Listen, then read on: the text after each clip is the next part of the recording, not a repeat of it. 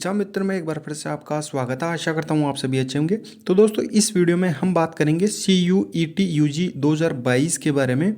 सारी जानकारी आपको इस वीडियो में मिलेगी कि कितनी यूनिवर्सिटीज़ इसमें पार्टिसिपेट करेगी और आपका क्या सिलेबस रहने वाला है, पैटर्न क्या रहेगा। तो वीडियो को शुरू से अंत तक जरूर देखिए। अगर आप हमारे चैनल पर नए हैं, चैनल को सब्सक्राइब करिए, बेल आइकन को दबाइए, इससे कि आने वाले सभी वीडियोज़ की नोटिफिकेशन आपको मिल सके। तो दोस्तों, अगर सिंपल भाषा में बात की जाए तो सेंट्रल यूनिवर्सिटीज़ में जो एडमिशन प्रोसीजर था वो पहले आपके कुछ यूनिवर्सिटीज़ में 12th के जो मार्क्स थे उनके बेसिस पे एडमिशन होता था। कुछ सेंट्रल यूनिवर्सिटीज़ में आपका एडमिशन है वो एंट्रेंस बेस होता था।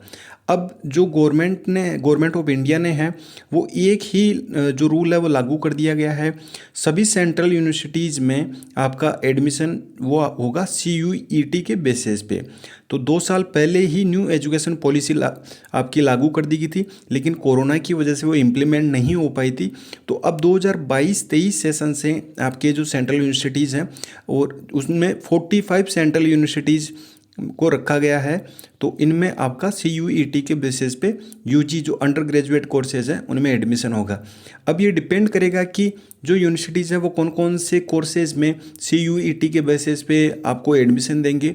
तो सभी जो सेंट्रल यूनिवर्सिटीज़ हैं वो अपने अपने सर्कुलर हैं वो जल्द ही जारी कर देंगी। तो अब जो 12th के बेसिस पे एडमिशन होता था कि कुछ बच्चों के 99% उनके आते थे तो वो सबसे पहले उनका एडमिशन हो जाता था, और कुछ बच्चों की जैसे कि 85 या 90 भी आ रखी है उनके परसेंटेज 12th में, तो उनका एडमिशन नहीं हो पाता था। तो अब केवल एक ही रूल लागू कर दिया गया, आपके 12th के जो आपके मार्क्स हैं उनकी कोई भी एडमिशन नहीं दिया जाएगा। आपका जो एडमिशन होगा वो CUET के स्कोर के बेसिस पे होगा। तो CUET में जितना अच्छा स्कोर होगा उतने ही ज़्यादा चांसेस आपके रहेंगे कि आप अपने मन मुताबिक जो भी यूनिवर्सिटीज आप लेना चाहते हैं उनमें आप एडमिशन ले सकते हैं। अब बात करते हैं कि आपका जो CUET का जो एंट्रेंस एग्जामिनेशन है वो किसके द्वारा कंडक्ट करवाया जाएगा। तो दोस्तों, जो नीट का एग्ज़ाम कंडक्ट करवाया जाता है नेशनल टेस्टिंग एजेंसी, तो यही आपका CUET का एंट्रेंस एग्जामिनेशन कंडक्ट करवाएगी। अब इसके एप्लीकेशन फॉर्म की अगर बात की जाए तो आपके 2 अप्रैल 2022 से आपके एप्लीकेशन फॉर्म स्टार्ट हो जाएंगे, और इसकी ऑफिशियल वेबसाइट है CUET.summer.ac.in। ये अभी लाइव नहीं है, तो 2 अप्रैल से आप इस वेबसाइट पर विजिट करके अपना एप्लीकेशन फॉर्म भी फिल कर सकते हैं। एप्लीकेशन फॉर्म आपके 2 अप्रैल से 30 अप्रैल के बीच में रहेंगे। अब इसी डेट के दौरान आपकी जो जितनी भी 45 सेंट्रल यूनिवर्सिटीज़ हैं वो कौन कौन से कोर्सेज़ में आपको एडमिशन देंगी वो सर्कुलर भी जारी करते रहेंगे। अभी जैसे कि जामिया मिलिया इस्लामिया आपकी जो यूनिवर्सिटी है उनके द्वारा एक सर्कुलर जारी किया गया है जो केवल 8 कोर्सेज़ में CUET के बेसिस पे आपको एडमिशन दिया जा रहा है। बाकी के जो अदर कोर्सेज़ हैं उनमें जैसे पूर्ववर्त उनका एडमिशन प्रोसीजर होता था उसी बेसिस पे दिया जा रहा है। CUET आपका UG 2021 के लिए आपका कंप्यूटर बेस्ड टेस्ट होगा, आपका CBT बेस्ड आपका इसमें टेस्ट रहने वाला है। अब आपके इसमें एग्जामिनेशन स्ट्रक्चर की अगर बात की जाए तो इसमें आपके 4 सेक्शन होंगे। आपके एंट्रेंस एग्जामिनेशन के लिए 4 सेक्शन होंगे। 4 सेक्शन में आपका जो फर्स्ट ए और फर्स्ट बी है उनमें आपको लैंग्वेज के लिए दिया जाएगा। लैंग्वेज की मतलब कि आप उसमें लैंग्वेज चूज कर सकते हैं, जैसे कि हिंदी हो गया या इंग्लिश हो गया या जो भी रीजनल लैंग्वेज है वो आप एक जैसे सब्जेक्ट के तौर पे आप चूज कर सकते हैं। जो सेक्शन सेकंड है उसमें आपके 27 डोमेन स्पेसिफिक सब्जेक्ट हैं। अब डोमेन स्पेसिफिक सब्जेक्ट का मतलब हो गया कि जैसे कि आप फिजिक्स केमिस्ट्री और बायोलॉजी आपने 12th से की है और आपको BSc में एडमिशन लेना है, तो अब आप इनमें से अपना जो डोमेन स्पेसिफिक है ये वाले जो फिजिक्स केमिस्ट्री और बायोलॉजी, इसी तरीके से जो आर्ट्स वाले कैंडिडेट हैं वो अपने सब्जेक्ट हैं वो जैसे हिस्ट्री व ज्योग्राफी वगैरह वो आप चूज कर सकते हैं। तो ये डोमेन स्पेसिफिक सब्जेक्ट इन्हें कहा जाता है। तो ये आप 27 इनमें दिए गए हैं, ये आप चूज कर सकते हैं। जो थर्ड सेक्शन रहने वाला है वो है आपका जनरल टेस्ट। इसमें आपका GK का पोर्शन आएगा, करंट अफेयर का पोर्शन आएगा, और साथ ही आपका जो एप्टीट्यूड का है जैसे कि मैथमेटिक्स हो गया या रीजनिंग का हो गया, तो ये इस तरीके से आपसे पूछा जाएगा।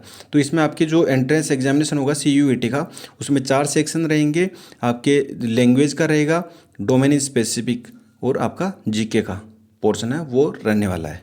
अब यहाँ पे आप देख सकते हैं कि जो सेक्शन 1A है, 1A में आपको 13 लैंग्वेज दी गई है, और 1B में भी 1B में आपको 20 लैंग्वेज दी गई है। तो इनमें से आपको जो भी 1 या 2 या 3 मैक्सिमम आप 3 लैंग्वेज है आप अपने एंट्रेंस एग्जामिनेशन के लिए चूज कर सकते हैं। इसमें आपको 50 क्वेश्चन है वो ईच लैंग्वेज से मिलेंगे। जैसे कि अगर आपने हिंदी लैंग्वेज चूज़ की एंट्रेंस एग्जामिनेशन के लिए कि आप हिंदी लैंग्वेज आप लेना चाहते हैं, तो इसके 50 क्वेश्चन आएंगे, उनमें से आपको 40 अटैम्प्ट करने रहेंगे और 45 मिनट हैं वो आपको हर एक लैंग्वेज में दिया जाएगा। इसी तरीके से इंग्लिश चूज़ किया आपने तो उसके भी 50 क्वेश्चन आपके इंग्लिश के आएंगे। अदर लैंग्वेज चूज़ की जैसे कि स्पेनिश वगैरह अगर आपको आती है या संस्कृत वगैरह अदर रीजनल लैंग्वेज भी है तो वो भी आप इसमें चूज कर सकते हैं। तो हर एक लैंग्वेज से आपसे 50 क्वेश्चन पूछे जाएंगे, 40 आपको अटैम्प्ट करने रहेंगे। तो ये तो हो गया आपका लैंग्वेज वाला पोर्शन। अब इसके अलावा अगर नेक्स्ट बात की जाए आपके जो डोमेन स्पेसिफिक, जैसा कि मैंने बताया कि आपने 12th में फिजिक्स केमिस्ट्री बायोलॉजी लिया या आर्ट्स वाले स्टूडेंट है तो आपने डिफरेंट सब्जेक्ट लिए होंगे, या आप जैसे कॉमर्स वाले स्टूडेंट है तो आपने अपने डिफरेंट सब्जेक्ट लिए होंगे। तो डोमेन स्पेसिफिक सब्जेक्ट वो हैं जिनमें आपके 27 आपके टोटल सब्जेक्ट रखे गए हैं। इनमें से आप मैक्सिमम 6 सब्जेक्ट चूज कर सकते हैं और हर आपको इसमें 50 क्वेश्चन दिए जाएंगे सब्जेक्ट से और 40 आपको अटैम्प्ट करने रहेंगे और आपको 45 मिनट है वो हर एक डोमेन स्पेसिफिक सब्जेक्ट है उनसे आपको 45 मिनट दिए जाएंगे। जो आपका सिलेबस रहने वाला है वो आपका MCQ बेस्ड रहेगा और 12th बेस्ड ही आपका सिलेबस पूछा जाएगा। ये एक अच्छी बात है कि NCERT बेस्ड 12th बेस्ड ही रहेगा, इसमें आपका 11th का सिलेबस है वो नहीं आएगा। अब जो आपका जीके वाला पोर्शन था, जीके वाले पोर्शन में आपसे क्या क्या पूछा जाएगा तो आप यहाँ पे ये देख सकते हैं। जैसे कि ये MCQ बेस्ड रहेगा, GK, current affair, mental ability, numerical ability, ये आपके रीजनिंग वाले, ये बिल्कुल सिंपल से क्वेश्चन आएंगे। तो ये इसमें आपको घबराने की ज़रूरत नहीं है, बिल्कुल सिंपल से क्वेश्चन आएंगे। अगर आप अच्छे से प्रिपरेशन करेंगे तो आप इजीली अपना अच्छा स्कोर अब गेन कर पाएंगे। तो इसमें आपको 75 क्वेश्चन दिए जाएंगे, 60 आपको अटैम्प्ट करने रहेंगे। तो इस तरीके से आपका डोमेन स्पेसिफिक आपका पोर्शन हो गया, लैंग्वेज का हो गया और जीके का, ये इस तरीके से आपके ये पोर्शन पूछे जाएंगे। अब जो लैंग्वेज मैंने बताई थी आपको फर्स्ट ए सेक्शन में, तो उसमें आपकी 13 लैंग्वेज है। 13 लैंग्वेज ये वाली दे रखी है, तमिल, तेलुगु, कन्नड़ा, मलयालम, मराठी, गुजराती, उड़िया, बंगाली। तो इनमें से आप कोई भी लैंग्वेज चूज कर सकते हैं, जैसे पंजाबी, हिंदी, इंग्लिश, उर्दू ये। और जो सेकंड था आपका उसमें 20 लैंग्वेज दी गई है, जैसे फ्रेंच, स्पेनिश, जर्मन, नेपाली या पर्शियन, इटालियन। तो ये आप लैंग्वेज चूज कर सकते हैं। अब जो 27 डोमेन स्पेसिफिक सब्जेक्ट दिए गए थे वो आप यहाँ पे देख सकते हैं, जैसे कि अकाउंटेंसी, बुक कीपिंग, बायोलॉजी हो गया आपका, जैसे कंप्यूटर साइंस से रिलेटेड, केमिस्ट्री हो गया आपका, नॉलेज, ट्रेडिशन एंड प्रैक्टिस। तो ये 27 आपके संस्कृत वगैरह सारे सब्जेक्ट हैं, ये ऑलमोस्ट यहाँ पे दिए गए हैं। तो इनमें से आप है वो सब्जेक्ट चूज कर सकते हैं। तो कुल मिला के ये है कि आप एंट्रेंस एग्जामिनेशन में आप अपने मन मुताबिक सब्जेक्ट चुन के आप उनकी प्रिपरेशन करके एंट्रेंस एग्जामिनेशन दे सकते हैं। और इनमें जो सब्जेक्ट आप चूज कर रहे हैं ये डिपेंड भी करेगा कि आप कौन सी यूनिवर्सिटी लेना चाहते हैं। सबसे पहले तो आपको ये डिसाइड करना होगा कि आपको यूनिवर्सिटी कौन सी लेनी है। जैसे आपको दिल्ली यूनिवर्सिटी लेनी है तो उसमें आपका कौन सा कोर्स है, कौन सा सब्जेक्ट में आप जाना चाहते हैं, और उस सब्जेक्ट के बेसिस पे ही आपको सेलेक्ट करने होंगे। तो जैसे ही इसकी बाकी की अदर अपडेट आएगी दोस्तों आपको हमारे चैनल पे डिटेल में प्रोवाइड करवा दी जाएगी। अब यहाँ पे भी आप समझ सकते हैं, जैसे कि इसमें आपको दिया गया है कि मैक्सिमम आपको 9 टेस्ट हैं वो ले सकते हैं। 9 टेस्ट का मतलब हो गया, जैसे कि एग्जाम्पल के तौर पे 3 फिजिक्स, केमिस्ट्री, बायोलॉजी हो गया, 1, 2 और 3 हो गया। और जैसे कि आपने सेलेक्ट कर लिया 3 आपने सेलेक्ट कर लिया 3 लैंग्वेज, जैसे हिंदी, इंग्लिश या आपने संस्कृत आपने कर ली, तो 6 इस तरीके से हो गए। और आपने इसमें जो सेलेक्ट करना है डोमेन स्पेसिफिक में 5 आपको सेलेक्ट करने हैं और 1 आपका जीके का, तो ये तो कन्फर्म रहेगा ही रहेगा। तो इस तरीके से आपको करना क्या है, जैसे कि फिजिक्स, केमिस्ट्री और बायोलॉजी, इसके अलावा 2 आपने एनवायरनमेंट का ले लिया या आपने कोई हिस्ट्री वगैरह ले लिया, तो 5 तो ये हो गए। और आपने इसमें सेलेक्ट कर ली 3 लैंग्वेज का हो गया, तो 5, 3, 8 हो गए और 1 आपका जीके का। तो इस तरीके से 9 मैक्सिमम चूज कर सकते हैं, इसमें मैक्सिमम दिया गया है 9 इसमें चूज कर सकते हैं। मोड ऑफ टेस्ट की अगर बात की जाए तो आपका CBT बेस्ड रहेगा, ऑब्जेक्टिव टाइप रहेगा। 13 लैंग्वेज इसमें दी गई है, मीडियम आपका 13 लैंग्वेज में ये रहने वाला है, जैसे तमिल, तेलुगु, कन्नड़ा, हिंदी, इंग्लिश, उर्दू। तो अलग अलग स्टेट के जो कैंडिडेट हैं वो अपनी लैंग्वेज चूज कर सकते हैं, ये मीडियम का है। और जो सिलेबस है जो फर्स्ट और सेकंड बी में, ये तो आपका पेपर इन लैंग्वेज में होगा और इनके अलावा जो अदर लैंग्वेज आपको सिलेबस के तौर पे दी गई है वो अलग है। तो इनमें आप कंफ्यूज ना हो। इसमें जो सेक्शन फर्स्ट है, फर्स्ट बी में जो मैंने लैंग्वेज बताई थी आपको, तो उनमें से आप चूज कर सकते हैं। उनमें किस तरह के क्वेश्चन आएंगे, जैसे कि पैसेज, फैक्चुअल हो गए, लिटरेरी आ गया, नैरेटिव आ गया, इस तरह के क्वेश्चन आएंगे। आपके वोकैबुलरी टाइप क्वेश्चन आ गए और आपके जो सेक्शन सेकंड है उसमें एनसीईआरटी बेस्ड जो आपका 12th का सिलेबस है वो पूछा जाएगा। और जो सेक्शन थर्ड है उसमें जीके का, जिसमें रीजनिंग वगैरह, एप्टीट्यूड, ये सारे क्वेश्चन आपको आएंगे। आपके रजिस्ट्रेशन प्रोसेस है वो 2 अप्रैल से स्टार्ट हो जाएगी आपकी। तो कुल मिला के ये है कि आपका CUET जो आपका एग्ज़ाम होगा वो आपके 45 सेंट्रल यूनिवर्सिटीज़ के लिए होगा। अब यूजीसी ने ये भी कहा है कि अगर स्टेट यूनिवर्सिटीज़ या जो भी प्राइवेट कॉलेजेस हैं वो अगर चाहे तो CUET का स्कोर है वो यूज़ करके एडमिशन दे सकते हैं। वो डिपेंड करेगा स्टेट यूनिवर्सिटीज़ पे या जो भी प्राइवेट इंस्टीट्यूट है उन पे, तो वो CUET का यूटिलाइज़ कर सकते हैं।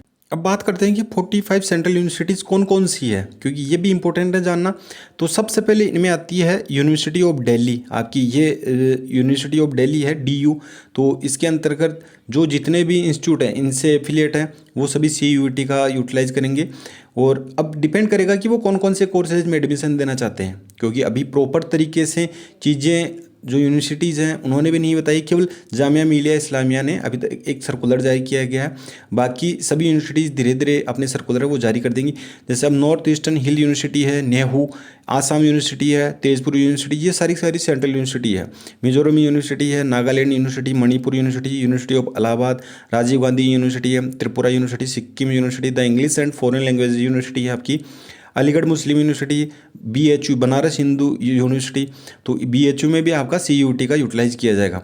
जवाहरलाल नेहरू JNU में भी आपका CUET के बेसिस पे, पहले होता क्या था दोस्तों, आपका 12th के स्कोर के बेसिस पे होता था, अब आपका CUET के बेसिस पे होगा। तो ये मतलब फ़ायदा ही है स्टूडेंट के लिए।